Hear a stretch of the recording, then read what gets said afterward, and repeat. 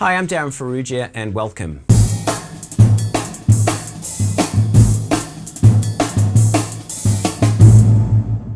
What you just heard me play was a layered groove. So what is a layered groove?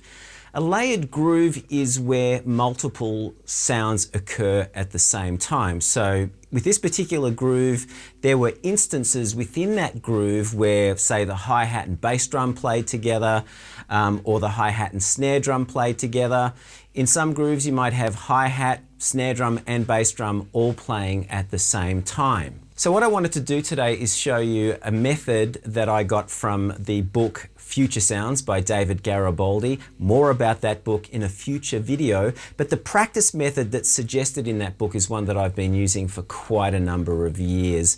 I haven't heard it called this in that book, but I've heard other people refer to it as the vertical approach to practice. So what does the vertical approach to practice means? Well, basically what we're going to do is start off with just the first note. So when we're talking about vertical practice, we're just playing a stack of notes on the first 16th of the bar.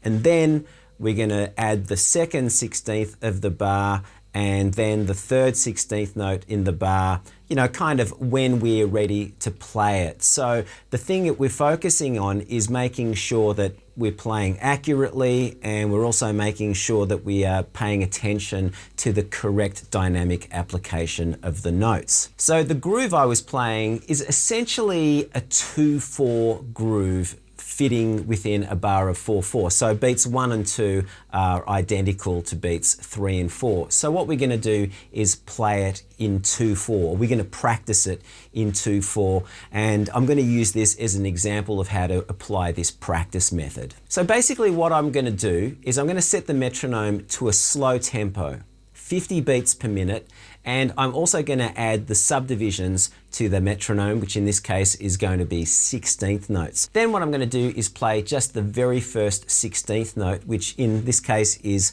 hi-hat and bass drum. Now, the dynamics are important here. We want to learn it from the get-go with the correct dynamics. We don't want to learn the pattern without the dynamics and then have to add all the dynamics after we've learnt it, because basically we are relearning it, which we don't want to do. So applying the right dynamics. So let me talk a little bit about the dynamics. For the hi-hat accents, I'm playing the edge of the hi-hat with the shoulder of the stick. I'm trying to get that fat sound. The non-accented note on the hi-hats are played with the tip of the stick on top of the hi-hat. So we've got this contrast in sound and in volume.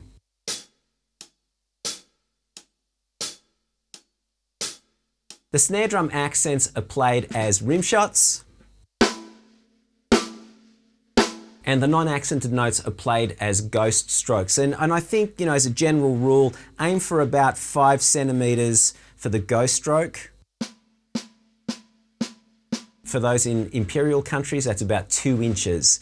That's a good place to start. So 5 centimeters, 2 inches for the ghost strokes. The kick volume, well, you've got to think about that as being relative to the volume of the snare drum and the hi-hat. So when I play the kick, or when I play these types of grooves, the kick is usually as loud as the snare drum and the hi-hat volume is sitting somewhere below that. I've done a video on internal mix and how to get your sound, so I'm going to leave a link to that below. Now I should also say that there is a PDF that accompanies this video, and having that's probably going to make a little bit more sense of what it is that I'm going to play for you. So if you're interested in the PDF, I'm going to leave a link to that in the description below. So what I'm going to do now is practice this groove for you using this vertical approach. So remember that we're playing each 16th note as a stack where there are layered voices, and then when I feel comfortable I would normally add the second 16th note, and when that's feeling comfortable I will add the third 16th note,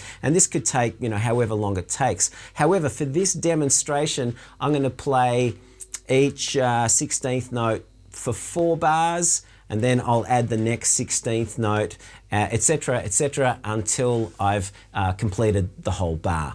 1, 2, 3, 4.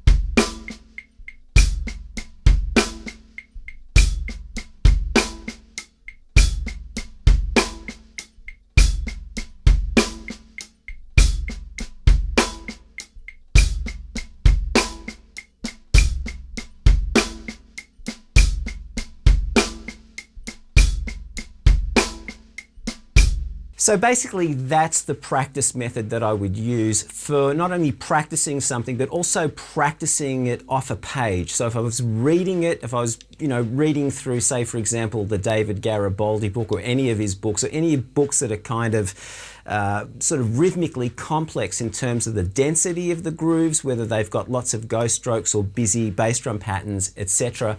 That's the approach that I would take. And I'm not afraid to slow the metronome down even further to about 40 beats per minute. I've been doing a bit of practice at 40. I'm going to do a video on that next week. So that's the approach I take. Now, a few things to consider here. Be patient.